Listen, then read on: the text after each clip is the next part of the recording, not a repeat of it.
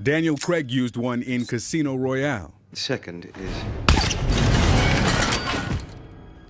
Javier Bardem used one in No Country for Old Men. A gun silencer. Shooting enthusiasts call it a suppressor. It's an assassin's must-have in movies. For most people, even gun owners in this country, the only time that they've actually seen a suppressor is in film, through Hollywood. In real life, it's a heavily regulated gun accessory that Knox Williams says makes shooting safer. These things reduce the noise of a gunshot. They bring the noise down to safer levels from a hearing conservation perspective. Williams is president and CEO of the American Suppressors Association, an advocacy group working to make suppressors easier to buy. We've got a campaign called No State Left Behind, where we're going through and trying to legalize it so that suppressors can be legal for ownership and for hunting in all 50 states. Now his fight has reached Congress. Representatives Jeff Duncan of South Carolina and John Carter of Texas have introduced what they call the Hearing Protection Act. The goal is to lift the provisions of the National Firearms Act of 1934 placed on the suppressor, a $200 tax and a background check that gun shop owners say could last a year. Gun control advocates say the bill is about militarizing weapons, not about hearing. It's a complete misunderstanding of the noise levels that unsuppressed firearms have, the risk that both recreational shooters and hunters have to things like tinnitus, which is ringing in your ears, and noise-induced hearing loss as a result of exposure to loud noises. Opponents say suppressors will allow mass shooters to kill stealthily. To demonstrate the noise reduction, Williams fired rounds from several guns with and without a suppressor. First up, a 9mm without the suppressor. And now with the suppressor. The AR-15 without the suppressor. And now with it.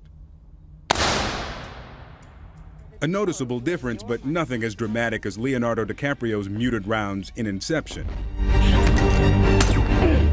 The 2015 bill failed to change suppressor laws, but Williams and gun rights advocates are optimistic this session. Why? Second Amendment, 100%. Remember it. Donald Trump won the presidency. If we can get the Hearing Protection Act to his desk, we believe that he will sign it. That wasn't the case under the Obama administration. Donald Trump Jr. told a suppressor manufacturer as much during the campaign. We want to go through Congress, we want to do it the right way, but if you line up those votes, he's obviously going to be for it. I mean, it wouldn't make sense otherwise. It's about safety. It's about hearing protection. It's a health issue, frankly, for me.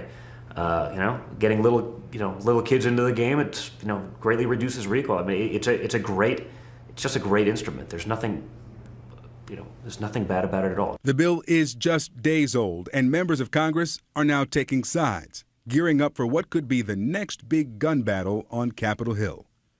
So you heard there from the proponents of this bill. I spoke earlier with an opponent, the opposition, Ladd Everett, who's the director of One Pulse for America. He says this is not about health, it's about money. I have yet to see any actual evidence of a public health problem, any actual research into hearing problems with gun owners. But last I checked, earplugs are still readily available. Ear muffs are still readily available at shooting ranges.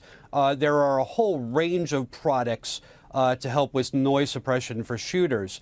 The problem with silencers, particularly in a recreational shooting situation like, let's say, hunting, is you want people in the vicinity of gunfire to be able to hear the report of a firearm. That in itself is a key safety element, because if there are people around you when you're hunting, let's say, you might not be aware of their presence. The report of gunfire allows them either to identify themselves to you or to move safely out of that area if necessary. That's just common sense.